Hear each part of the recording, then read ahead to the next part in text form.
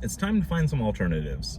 If it's your first time on the channel, my name is Ryan. I'm a full-time reseller on sites like eBay, Poshmark, and a little bit of Depop. And in today's video, I'm just gonna kind of talk about some of the alternatives I'm looking at. I've been reselling for a couple years now. I just went full-time a little over a year ago.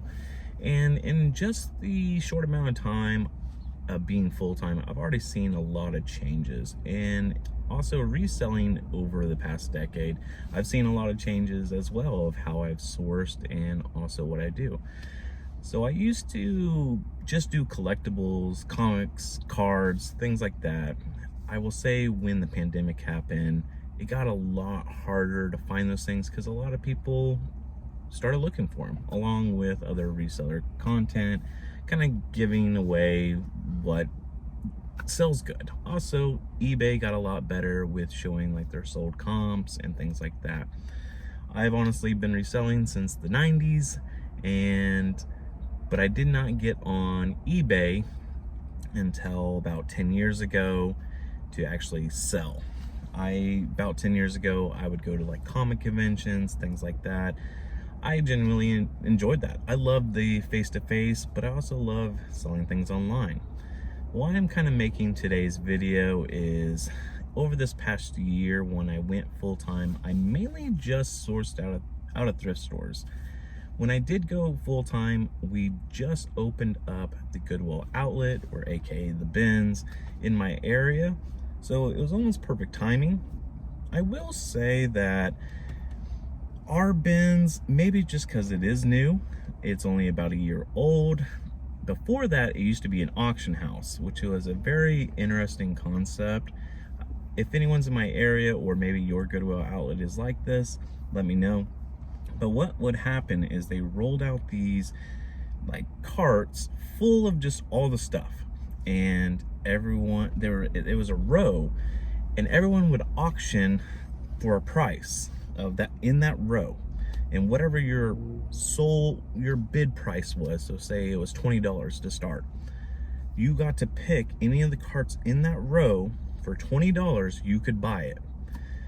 But here's the catch, is whatever's in that cart, you had to take all of it with you, and if you didn't, they would actually like kind of give you a mark of you could only get so many marks, and then you couldn't do the auctions anymore. So it was a very interesting concept. I went a few times, so much junk, but you got a lot of stuff. And it's funny, when it first starts, yeah, some of the carts might go for 40, I've seen them go for 100, but they basically work their way down all the way to $2.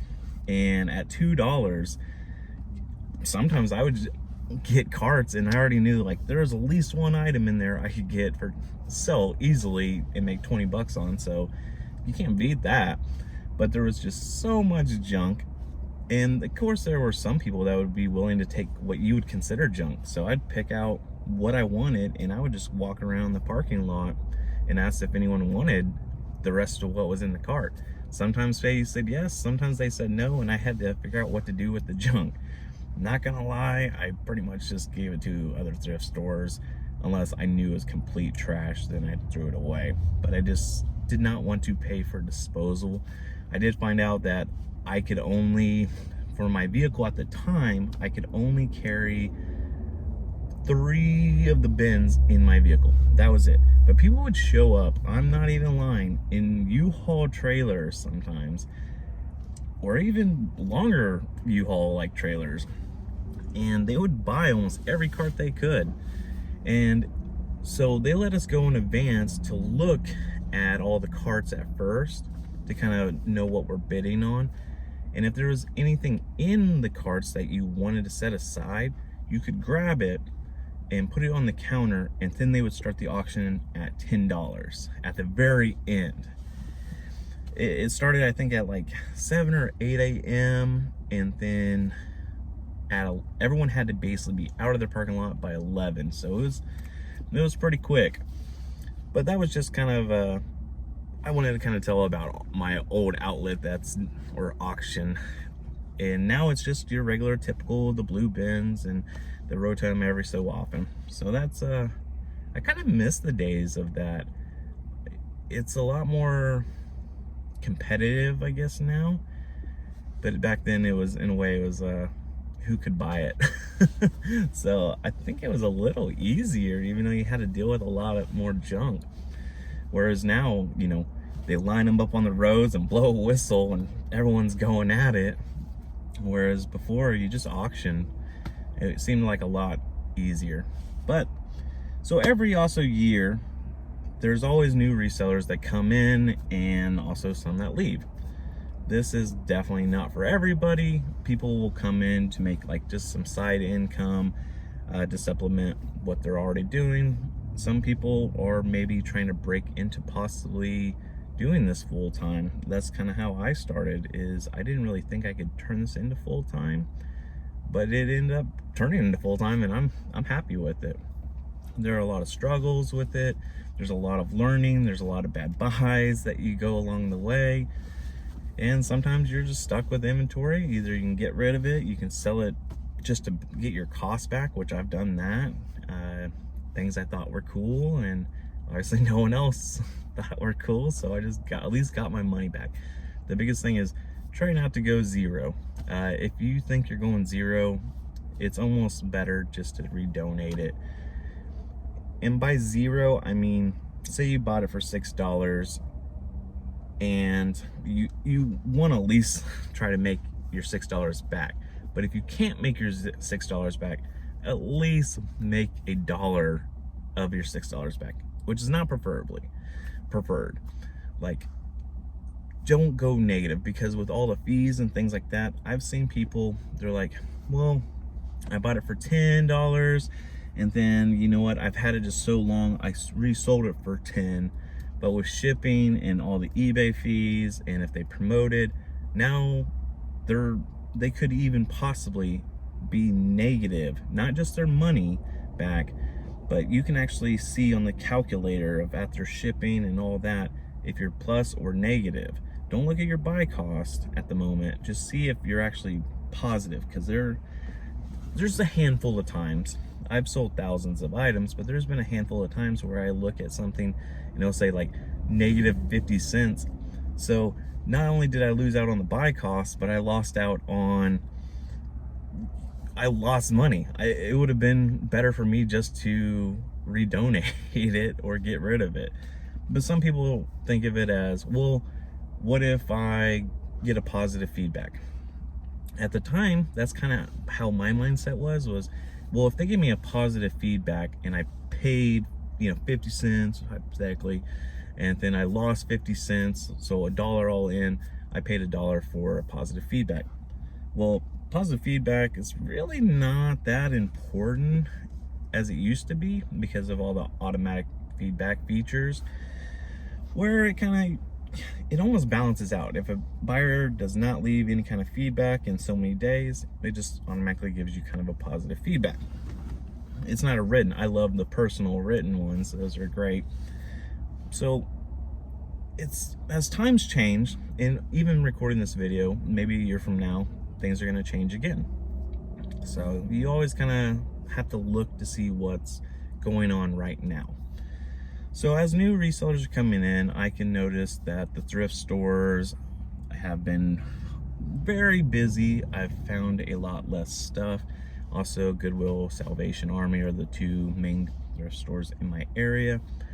They have also started, one has started kind of Whatnot, one has started eBay Live, one has started like on their own website, auctioning off stuff, which has made it a little harder. So they do, if your area does do these auctions, look to see if you can actually do local pickup.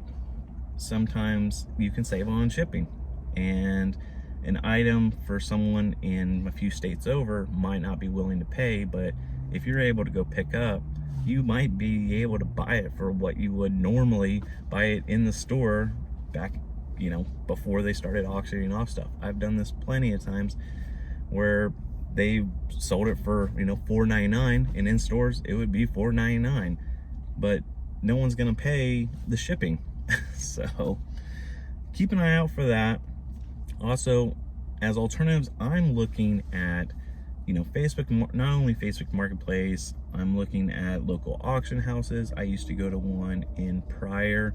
Haven't been there in quite some time, but I used to go almost every Saturday. I don't even know if it still exists.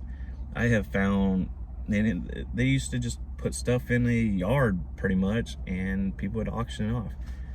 I enjoy auction houses. I don't know about anybody else, but I think I'm gonna start looking at some more auction houses, and not maybe, I'm still a clothing reseller for the most part because I feel like that's been what's been best for me in my business.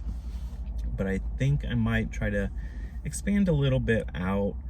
No, I still want to focus on that $20 profit, but also I want to focus on, what's going to flip fast. So clothing's easy. I'm modeled for it right now, but I think I might try to expand on a couple little other things. I just don't know which direction yet. I am on kind of a road to make $100,000 profit this year. Getting the warehouse and filing my LLC kind of put a little bump in the road, along with taking on a part-time employee, which we're still up in the air on that. He's trying. He's been doing it about a month right now, and I understand that everyone's got to learn. I did try to bring him over to help with pictures, and I had to go back through at least half the pictures he took because he missed like the size tag or missed measurements or things like that. But I know it's a learning process, and I don't know. That's still up in the air. I do have possibly another person that might be better fit for pictures, so I might reach out to him part-time. But in a way, I'm kind of like, I've been doing it so long by myself that I know I'm kind of a control freak a little bit. So I don't know if I just maybe want to just keep it by myself. I would love eventually maybe if my wife came on to help me out. I think that would be kind of cool. I see a lot of couple resellers, and I think that would be kind of cool to be a couple reselling group as well. I think that's a lot of fun. Well, I keep on looking over. I'm outside of Salvation Army. Today's Wednesday. I'm usually at one or the other locations in my area, and everyone's kind of lined up, so I just kind of see movement, and that kind of throws me off a lot when I see movement. So it's kind of weird, like right here I'm seeing a shorter line people getting here. They did bump back an hour. They used to open up at 10, now they're open at 9. I don't know if that's part of it, but I just feel like I'm not seeing as many people at Salvation Army as I used to, but I'm seeing a lot more people at Goodwill.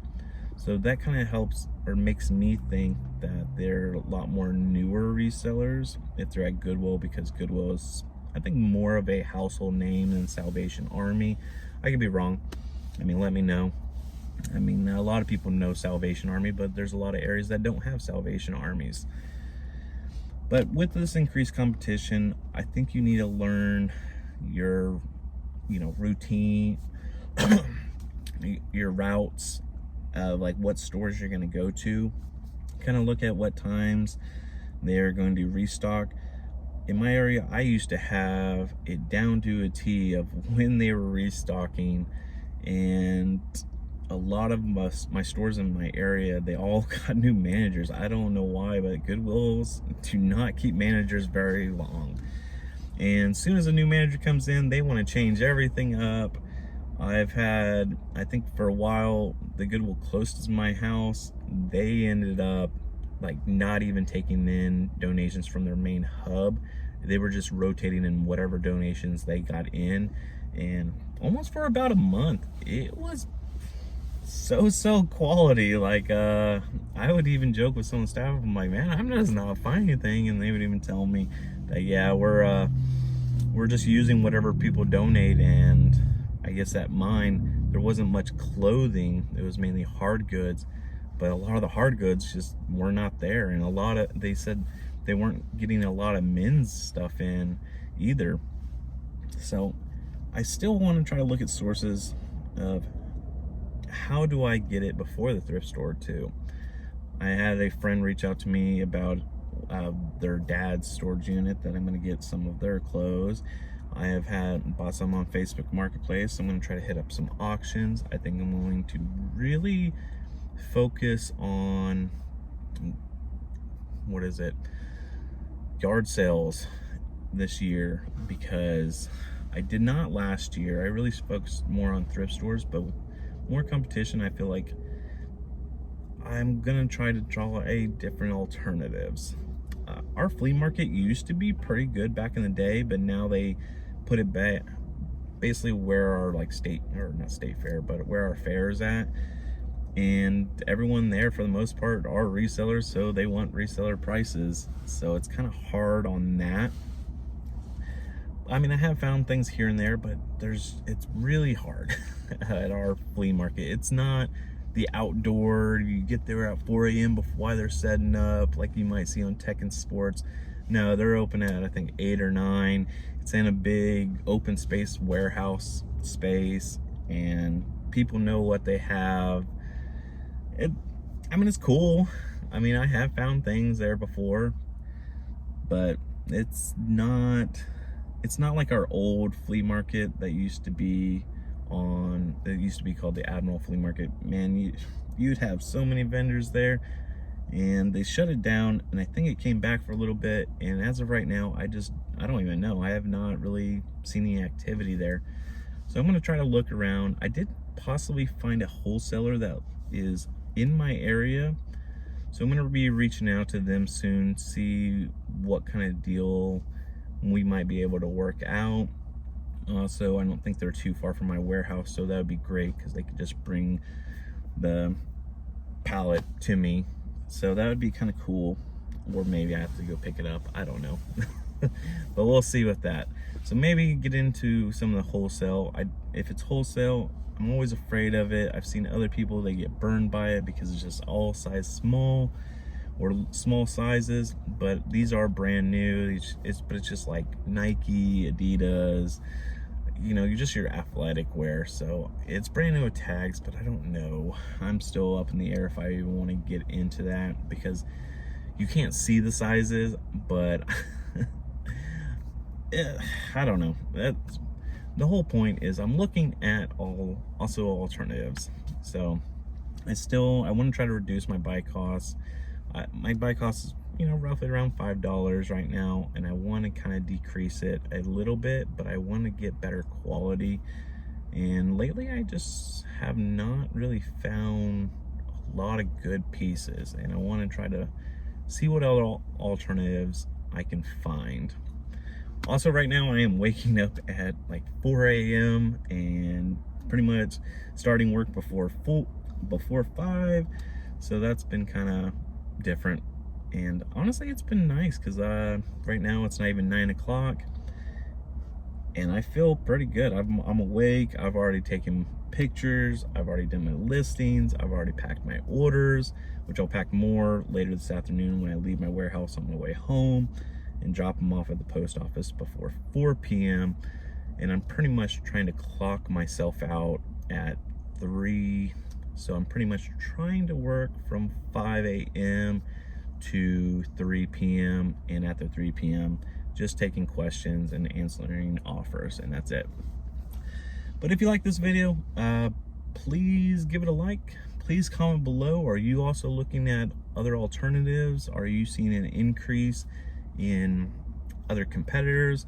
Which, with competitors, I think you can have good competitors. I have a couple of other competitors or resellers that you kind of help each other out. I got a guy that mainly focuses on golf. I got a guy that mainly focuses on vintage, and we kind of just help each other out. They know I like outdoors. So I think when you can build that relationship, and don't get me wrong, I'll pick up their kind of things when they are not around. But the moment we're together and I see them, I'm just like, hey, you want this? Hey, you want this? Because building that relationship means more to me than making the $10, $15, $20 on the item. That's just what I do. I think it's better that way, and we all can kind of... relationships are very important in this business, in my opinion. But if you like this video, please subscribe if you want to catch more content like this. let me know how it's going in your area, or if you're in my area. I've met a couple of people here lately that watch my videos, and I appreciate you guys. And don't ever feel like you're bothering me when you come and talk to me, because I'm pretty much by myself. Even my part-time person, I only see him like a little bit. So I don't really talk to anyone. So I appreciate people coming and talk to me. You know, I might talk too much because I'm alone in the moment. Someone gives me attention, I'm kind of like a golden retriever of like, I just want to talk. But I appreciate you guys so much, and we'll see you next time. All right, bye.